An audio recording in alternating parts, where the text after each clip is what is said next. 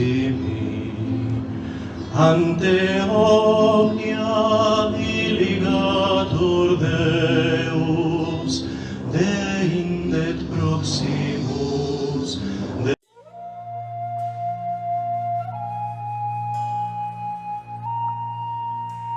Un saludo cordial para todos en el domingo, Día del Señor. Con ustedes el Padre José Esteban Martínez. La Iglesia nos presenta, de la mano de San Lucas, la primera decepción de Jesús en la sinagoga de Nazaret. Sus paisanos, al comienzo lo escuchan admirados por el poder de su palabra, pero pretenden que haga un milagro para creer en él. Jesús les recuerda que ningún profeta ha sido aceptado por su pueblo. Ellos, llenos de rabia, en vez de creer en él, quieren eliminarlo. Escuchemos. Lectura del Santo Evangelio según San Lucas. Comenzó pues a decirle: esta escritura que acabáis de oír se ha cumplido hoy. Y todos daban testimonio de él. Estaban admirados de las palabras llenas de gracia que salían de su boca. Y decían: ¿no es este el hijo de José? Él les dijo: seguramente me vais a decir el refrán: médico, cúrate a ti mismo. Todo lo que hemos oído que ha sucedido en Cafarnaún, hazlo también aquí, en tu patria. Y añadió: en verdad os digo que ningún profeta es bien recibido en su patria. Os digo de verdad, muchas viudas había en Israel en los días de Elías, cuando se cerró el cielo por 3 años y 6 meses, y hubo una gran hambre en todo el país. Y a ninguna de ellas fue enviado Elías, sino a una mujer viuda de Sarepta de Sidón. Y muchos leprosos había en Israel en tiempo del profeta Eliseo, y ninguno de ellos fue purificado sino Naamán el sirio. Oyendo estas palabras, todos los de la sinagoga se llenaron de ira, y levantándose, le arrojaron fuera de la ciudad, y le llevaron a una altura escarpada del monte, sobre el cual estaba edificada su ciudad, para despeñarlo. Pero él, pasando por medio de ellos, se marchó. Palabra del Señor. Gloria a ti, Señor Jesús.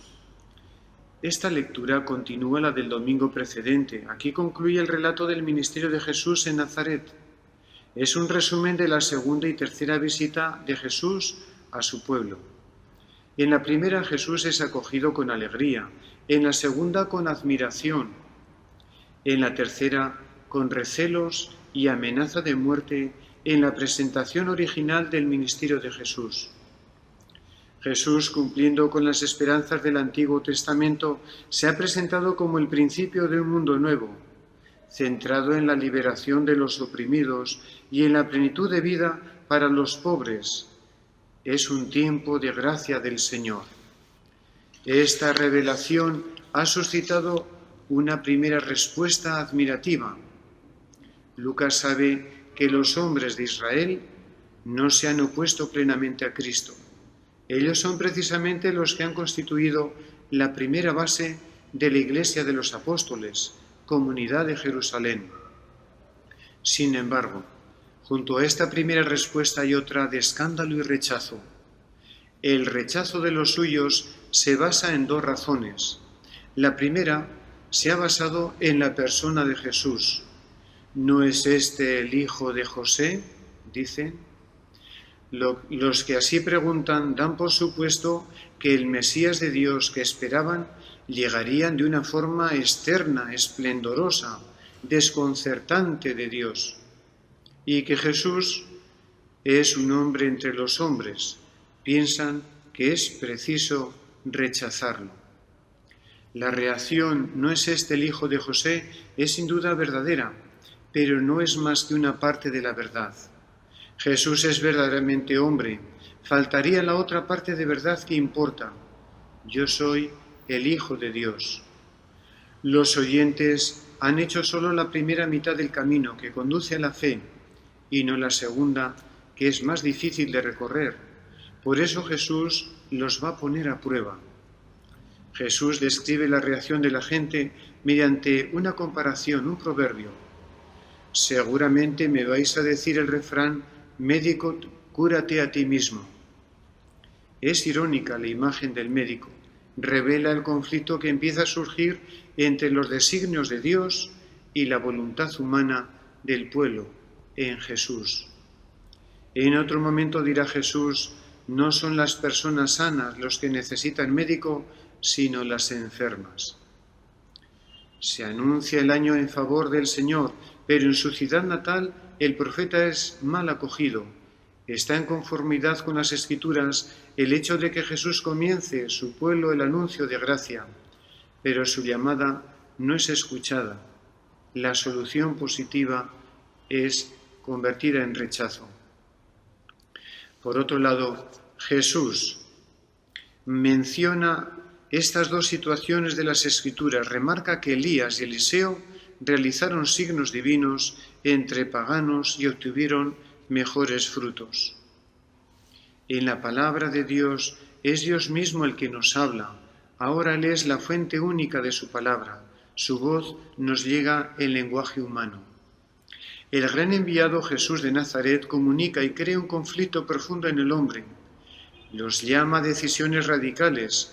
El hombre siente que Dios, por su palabra, entra en lo profundo de su vida. El hombre oye hablar de planes que no son los suyos, de actitudes y compromisos que debe cambiar. Jesús es la palabra viva de Dios en el mundo. Sabe bien que el conflicto inicial que se presentó en Nazaret se va a agudizar en su pasión y muerte. Era uno de su pueblo, sencillo, trabajador como ellos. Cuestionan su origen y quieren manipularlo. Pero el contenido de la palabra no se negocia, se acepta y es cambio, es camino de salvación. Segunda razón, es semejante, quieren milagros. En el mismo plano se sitúa el diablo en la tentación, también se sitúan los judíos en la polémica paulina en Corintios. Piden prodigios, signos, quieren tener una seguridad absoluta y necesitan que Dios les muestre su verdad. Por eso, cuando viene Jesús, se escandalizan de su figura, terminan dejándole de lado. La respuesta de Lucas es la del profeta en tiempos Elías y Eliseo.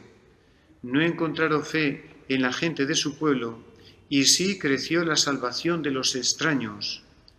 La historia se repite y el profeta, que no ha sido escuchado entre los suyos, ha venido a ofrecer su salvación a los gentiles.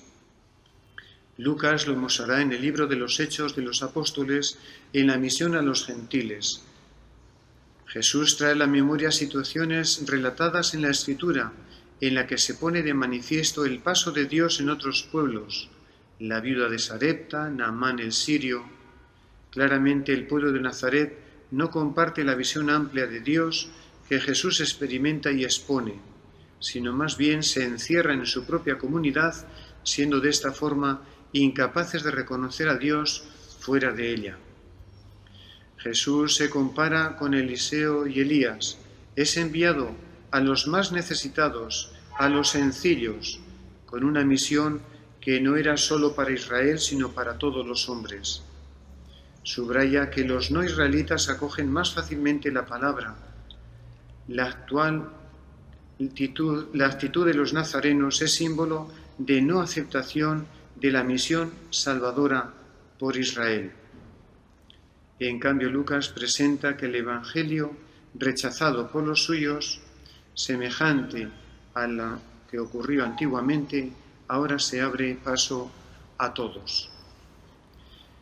Por último, estas últimas palabras de Jesús generó en las sinagogas sentimientos de rechazo y de furia hacia la persona de Jesús, hasta tal punto que algunos intentaron ponerlo en peligro de vida, conduciéndole a las afueras de la ciudad para despeñarlo.